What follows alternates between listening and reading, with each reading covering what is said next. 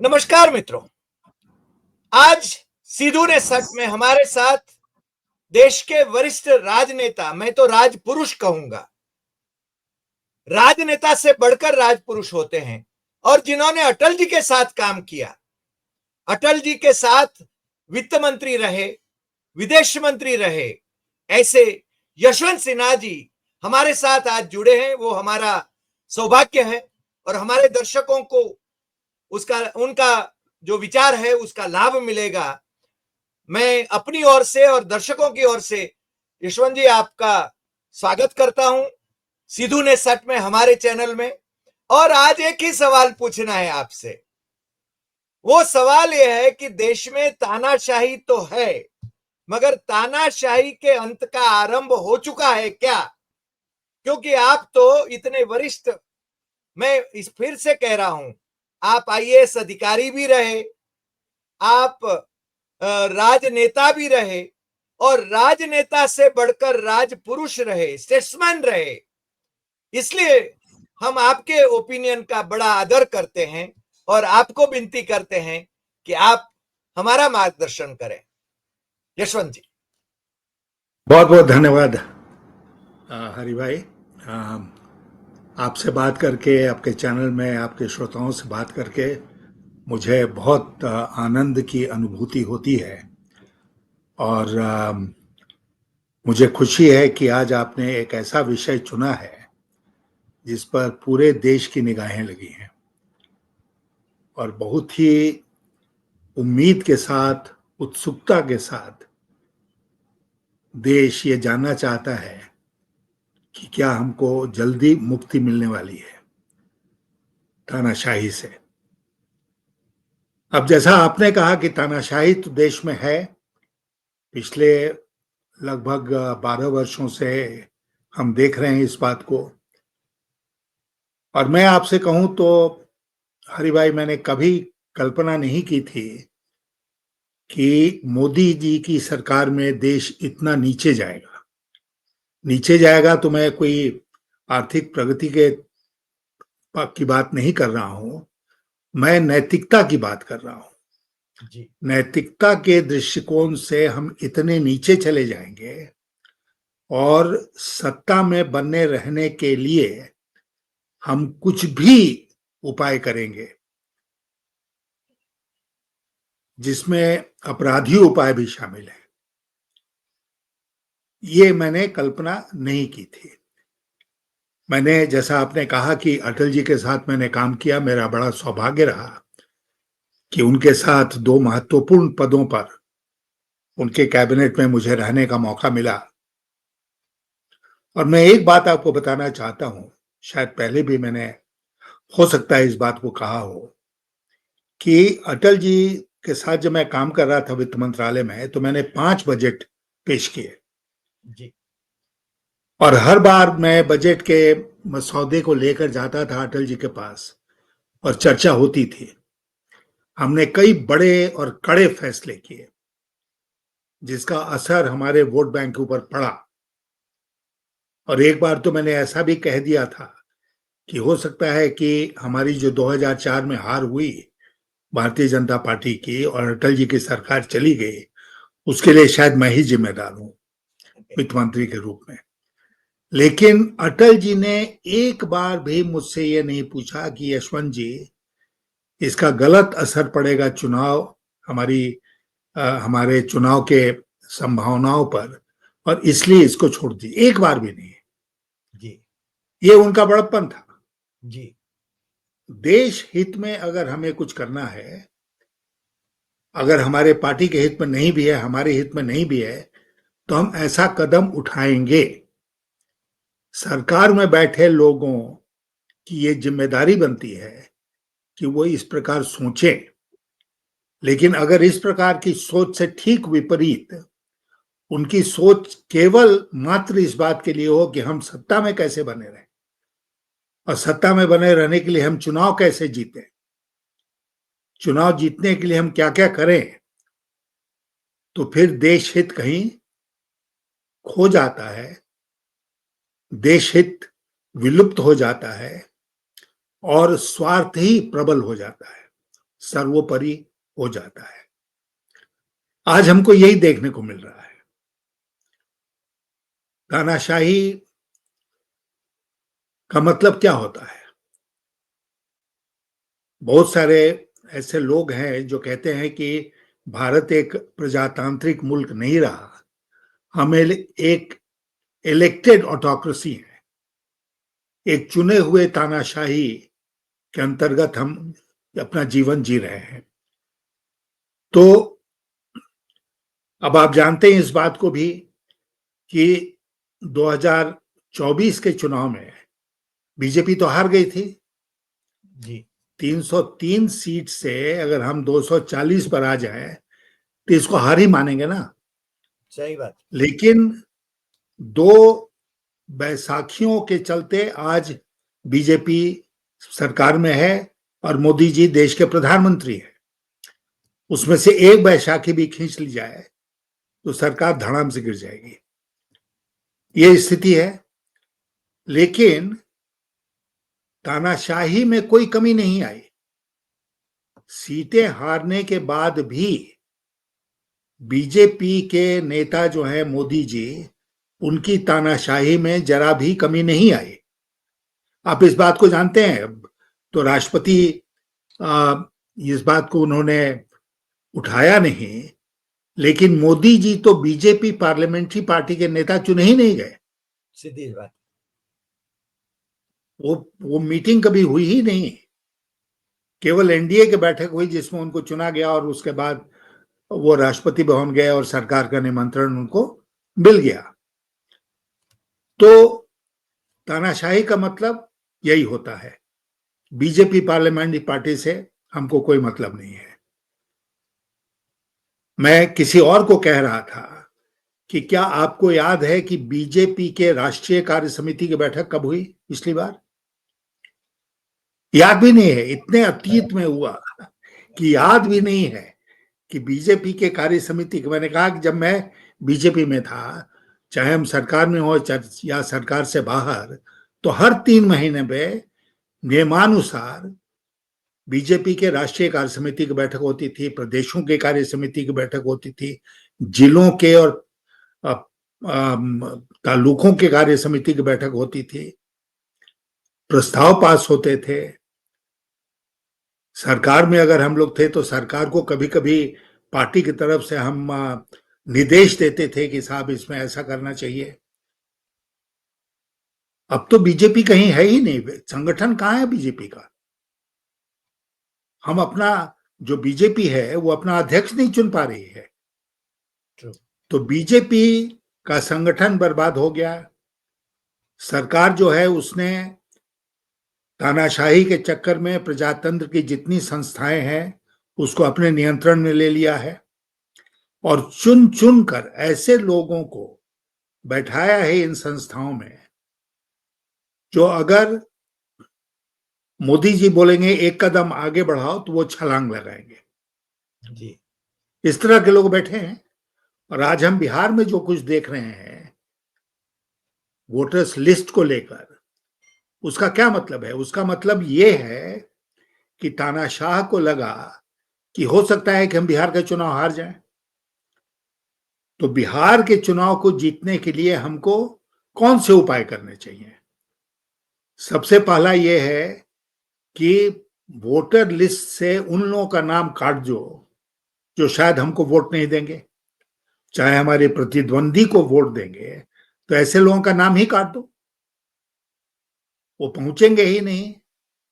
और मैं आपसे कहना चाहता हूं हरि भाई कि हर विधानसभा क्षेत्र में अगर हम 20-25 हजार लोगों का नाम काट देते हैं वोटर लिस्ट से, जो हमारे पक्ष में वोट नहीं डालने वाले हैं, विरोधियों को वोट डालने वाले हैं, तो फिर उस विधानसभा को जितना आसान हो जाएगा बीजेपी के लिए। स्वाभाविक स्वाभाविक स्वाभाविक है।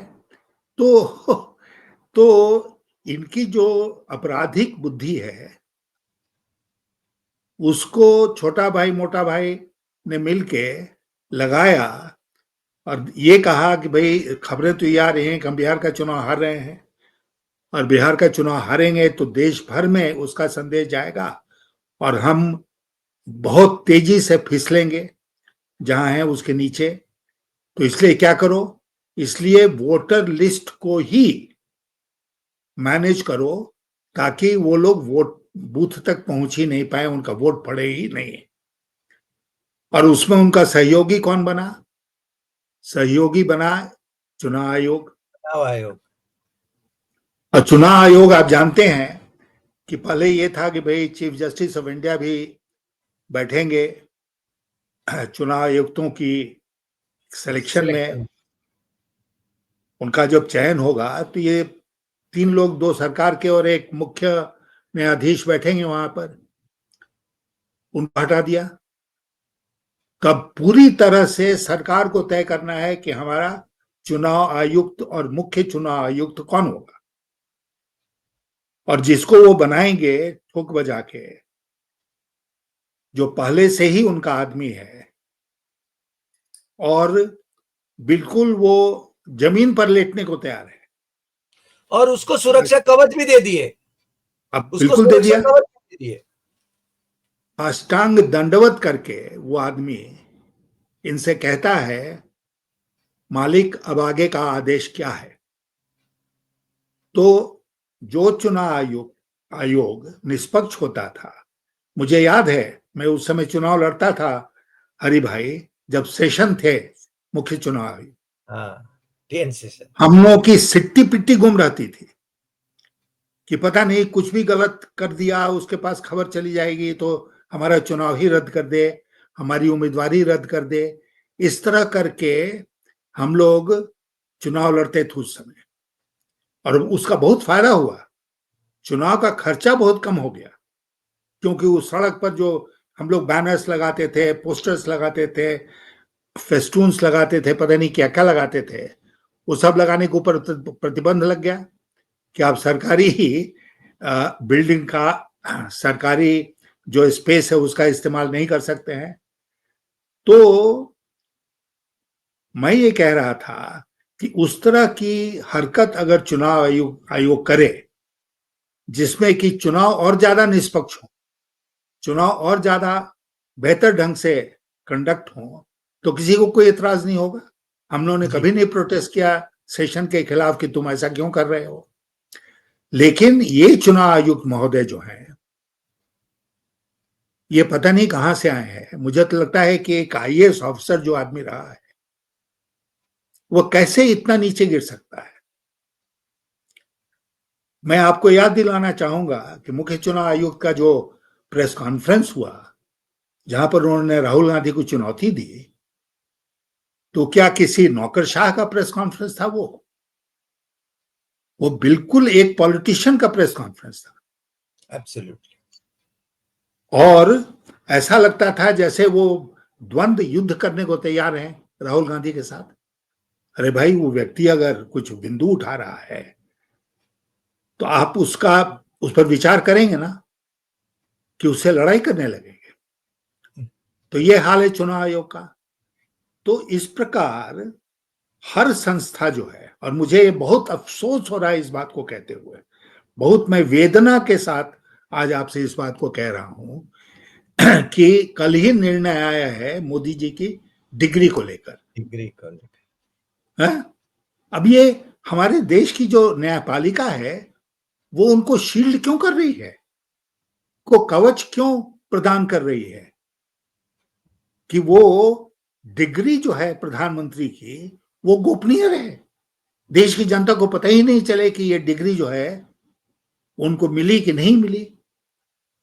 और इसलिए उससे बचाया जा रहा है उनको, क्योंकि अगर डिग्री की बात खुल गई तो क्या निकलेगा नतीजा कि मोदी जी का चुनाव में दिया गया एफिडेविट गलत था। एफिडेविट गलत होने का मतलब कि आपने ओथ में शपथ लेकर आपने गलत बयानी की, जो भारतीय प्रणाली में उसको एक अपराध माना जाता है। तो इसलिए हम बताएंगे ही नहीं कि हम कितने पढ़े लिखे हैं, देश को जानने का हक नहीं है। तो इस तरह की चीजें हो रही हैं जिससे ये पता चलता है कि भाई बहुत फिर वेदना के साथ में इस बात को कह रहा हूं कि हम तानाशाही के अंतर्गत जी रहे हैं, वर्षों से जी रहे हैं, और अब किसी संस्था पर भरोसा नहीं रहा, उठ गया। न्यायपालिका पर भी जो भरोसा था वो भी धीरे धीरे समाप्त हो रहा है, क्योंकि जब न्यायपालिका के सामने बातें आती हैं, खास करके प्रधानमंत्री के बारे में, तो वो उनको कवच प्रदान करते हैं। तो इसलिए अब दूसरा जो प्रश्न है इसके साथ, रोचक प्रश्न, वो ये है कि क्या तानाशाही का अंत हो रहा है इस देश में? मुझे लगता है कि हो रहा है, अच्छी बात है। हाँ और इसके कई प्रमाण हाल के दिनों में सामने आए हैं। जी। लोग बता रहे हैं कि इनके जो इंडस्ट्री में दो स्तंभ हैं, आप जानते हैं, आप दोनों आपके गुजरात के हैं, तो इनके जो दो स्तंभ हैं वो आपस में लड़ रहे हैं। आपस में इंडस्ट्री वाले क्यों लड़ते हैं? इसलिए लड़ते हैं कि जब एक को पता चलता है कि दूसरा हमसे ज्यादा मुनाफा कमा रहा है, तो कहेगा भाई हमसे ज्यादा क्यों कमा रहा है, हमको भी मौका दो, अवसर दो, हम भी कमाएंगे। एक घटना भी घटी। भारत सस्ता कच्चा तेल रूस से आयात कर रहा है। कच्चा तेल, बराबर। आप जिस पेट्रोल स्टेशन पर डीजल या पेट्रोल लेते हैं उसमें कोई कमी आई है कीमत में? नहीं आई है। हम और आप पहले की कीमतों पर ही पेट्रोल और डीजल खरीद रहे हैं। अगर सस्ता कच्चा तेल हमको रूस से मिला तो इसका फायदा आपको हमको मिलना चाहिए, देश के नागरिकों को मिलना चाहिए देश के था, नागरिकों को मिलना चाहिए। यस। लेकिन नहीं मिला। हम्म। तो ये पैसा कहाँ गया? ये पैसा गया उस कंपनी को जिसने उस कच्चे तेल को आयात करके आपके यहाँ, आपके प्रदेश में रिफाइन किया, जी। और उसके बाद ऊंची कीमतों पर अंतर्राष्ट्रीय बाजार में उसको बेचा। अमेरिका के वित्त मंत्री का बयान आया है 4 दिन पहले कि हम 1% से भी कम कच्चा तेल आयात करते थे रूस से, जो अब बढ़कर 40% हो गया है, और इसमें एक जो यहाँ का औद्योगिक घराना है उसको अनाप शनाप फायदा हुआ है। उन्होंने तो कहा कि $16 बिलियन का फायदा हुआ। $16 बिलियन, आप सोचिए। 4 दिन हो गए, 5 दिन हो गए, भारत सरकार की तरफ से इसका कोई खंडन नहीं आया है। ये किसी पत्रकार ने नहीं कहा, जी। ये कहा है अमेरिका के वित्त मंत्री ने। तो आपका फर्ज बनता है ना, आप कहें कि नहीं झूठ बोल रहा है, हम आपको, आप पर विश्वास करने को तैयार हैं, लेकिन आप बोलिए तो। आप नहीं बोलेंगे तो शक गहराएगा कि वो जो बात बोल रहा है उसका उत्तर आपके पास नहीं है, नहीं कि वो जो बोल रहा है वो सही बोल रहा है। मोदी जी टंके की चोट पर बिहार में बोल रहे थे कि हमारी सरकार के ऊपर एक भी भ्रष्टाचार का आरोप नहीं लगा है। ये क्या भ्रष्टाचार नहीं है? भ्रष्टाचार क्या यही होता है कि आप के मंत्री या आपके पदाधिकारी पैसे बना रहे हैं कि नहीं? नहीं, ये भी होता है कि आप किसी का अनड्यू प्रॉफिट दे रहे हैं क्या, वो भी भ्रष्टाचार। और खास करके वह कंपनी जो आपका एटीएम है, ट्रू। 2 एटीएम है, आप भी जानते हैं, उन दोनों को खूब फायदा होना चाहिए। तो मैं ही कह रहा था कि उसको इतना फायदा हो गया तो दूसरा जो एटीएम है वो नाराज हुआ कि भाई आप हमारे में तो पैसे डाल नहीं रहे हो उतना, उसमें इतना डाल दिया। तो उन दोनों की नाराजगी चल रही है। विदेश मंत्री और राष्ट्रीय सुरक्षा सलाहकार, उन दोनों के बीच में खटपट चल रही है। और भी सरकार में लोग हैं जिनके बारे में कहा जा रहा है कि न केवल उद्योगपति लड़ रहे हैं आपस में, बल्कि सरकार के मंत्री भी दुखी हैं और आपस में लड़ रहे हैं। ये हो गया। आपने सुना होगा कि एक ओआरएफ है और एक सीआरएफ बन गया अब, चिंतन रिसर्च फाउंडेशन। एक को एक उद्योगपति समर्थन देता है, दूसरे को दूसरा उद्योगपति समर्थन दे रहा है। हमारे विदेश मंत्री महोदय जो हैं उनका लड़का जो है वो वहां बैठा हुआ है अमेरिका में, ओआरएफ का सर्वे सर्वा बनकर। क्या मजे हैं। और दूसरी तरफ जो नेशनल सिक्योरिटी एडवाइजर हैं, उनका जो लड़का है वो इंडिया फाउंडेशन में है, वहां पर मजे कर रहा है। तो मोदी जी को अपने लोगों का जो वंशवाद है वो नहीं दिखता है, वो केवल कांग्रेस पार्टी का वंशवाद दिखता है। ट्रू। तो इसलिए सरकार में इस तरह की, सरकार के समर्थकों में इस तरह की जो बातें हो रही हैं, सरकार के अंतर्गत जो बातें हो रही हैं, उससे लोग एक निष्कर्ष निकाल रहे हैं। और वो निष्कर्ष क्या है? वो निष्कर्ष है कि मोदी जी का कंट्रोल धीरे धीरे खत्म हो गया। और कब से खत्म होना शुरू हुआ? जब से आरएसएस ने कहा कि आप 75 साल के हो जाएंगे तो आपको पद छोड़ना चाहिए, तब से उसकी शुरुआत हुई जी। कमजोरी। अच्छा, तो इधर आरएसएस घर में लगा हुआ है, उधर ट्रंप लगा हुआ है। ट्रंप ने जिस तरह मोदी की बेइज्जती की, मैं मोदी का समर्थक नहीं हूं, लेकिन मैं देश के प्रधानमंत्री का समर्थक हूं। और एक देशवासी के नाते मुझे बहुत बुरा लगता है जब हमारे प्रधानमंत्री के बारे में इस तरह की बातें की जाती हैं और हमारे देश के ऊपर डबल टैरिफ लगाया जा रहा है। तो ये सब जो है वो एक ही बात की ओर इशारा करती हैं, और वो ये है कि मोदी जी कमजोर हुए हैं। मोदी जी अब वो नहीं कर सकते हैं, नहीं संभाल सकते हैं जैसे पहले संभाल लेते थे। और इसलिए लोगों को लगने लगा है कि अब मोदी जी के जाने का टाइम आ गया है, क्योंकि देश जो है वो इस केओस को बर्दाश्त नहीं कर सकता है।